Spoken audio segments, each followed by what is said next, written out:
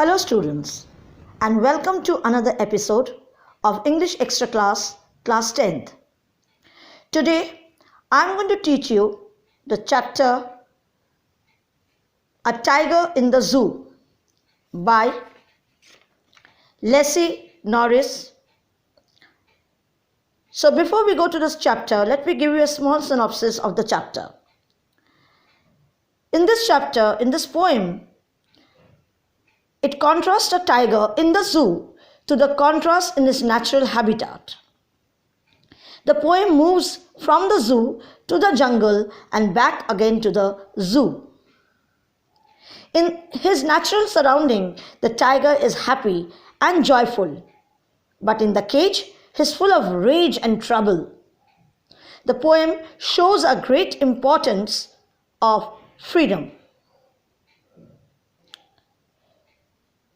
I'm going to read the poem line to line, but before I start, please give a silent reading of the poem for 1 minute.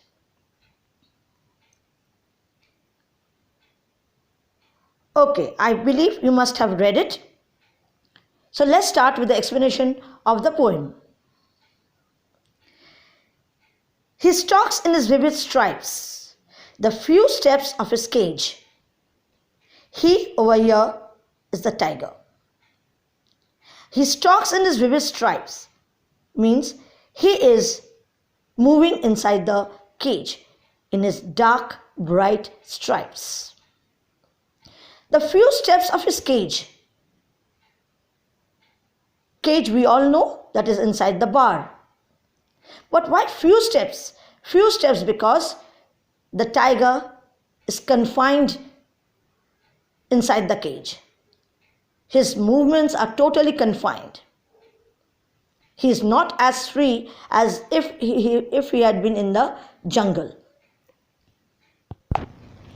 His movement is limited and confined within the cage. On pads of velvet quiet, in his quiet rage. That means in his quiet rage means his anger is suppressed. He cannot express his anger inside the cage. On pads of velvet quiet, it means, I repeat, it means he walks quietly in anger. His stripes are darker and clear. He walks softly with his pads of velvet. He should be lurking in shadow, sliding through long grass, near the water pool where plum deer pass. It means the tiger is inside a cage and is full of rage but quiet in a starry night. The poet felt the freedom of this tiger. According to him, this tiger should have been moving freely in the forest. But now he is locked in a concrete cell. He watches the stars and longs for freedom. He is forcefully put in a cage that is his artificial habitat. The poet feels that it is not the right place of the tiger. His real place is the open forest. He should be snarling around houses at the jungle's edge, baring his white fangs, his claws, terrorizing the village. Terrorize means to make them feel afraid of his presence. White fangs, claws are his long, sharp teeth and nails.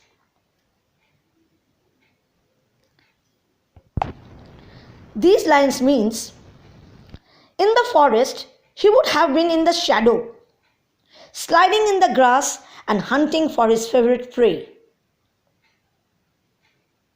That is the plump deer, or in that case, any other animal. If the tiger was in the forest, he would have entered the village and frightened the villagers with his sharp teeth and claws. His purpose was not to harm the villagers.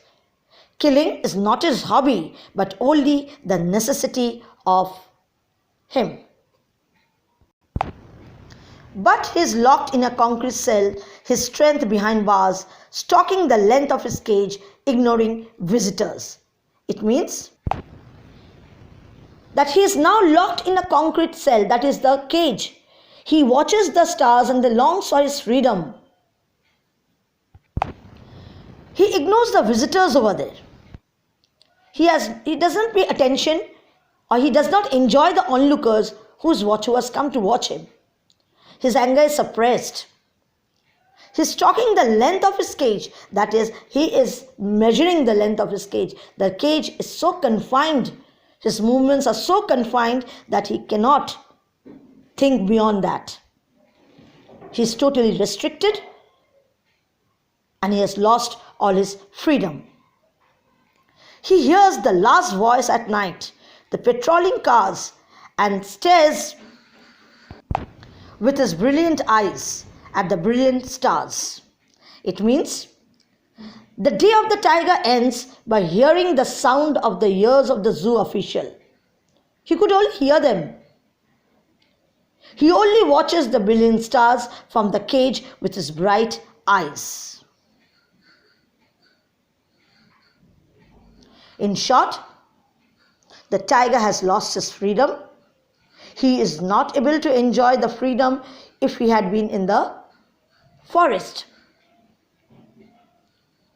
He has to be satisfied with whatever area he's sitting in, he's moving in, and he's totally confined, he's totally captive, and he has no other thing than to look at the bright sky with his bright eyes. I hope you have understood the poem. Now, let's go to few of the rhyming scheme and the figure of speech. You should have a pen or a pencil in your hand. Mark according to what I say. First of all, over here write rhyming scheme of the poem is A, B, C, D. Next, underline the word he. It is a personification. Next is on pads of velvet quiet. This is a repetition. Underline quiet rage. It is a metaphor.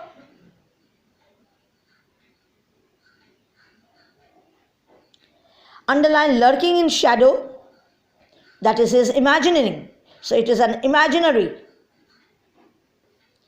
Underline plump deer pass.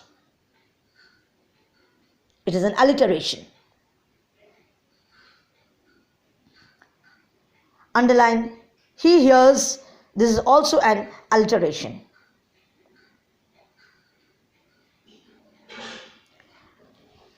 Now I am go over to look at the word meanings. Stock, to work in proud. Vivid, lively. Cage, behind bar. Rage, lurking. Sliding, slowly moving. Plump, fleshy. Snad, to growl. Fang, root of the tooth. And patrolling, for checking. I hope the poem is clear to you. Tomorrow, I will give you the question answer as well as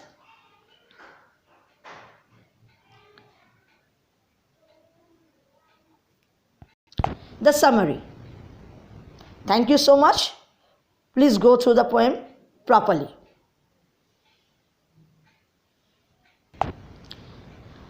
One more thing, please add in your chapter. The Leslie Norris is a Welsh poet and a short story writer. Thank you and have a good day.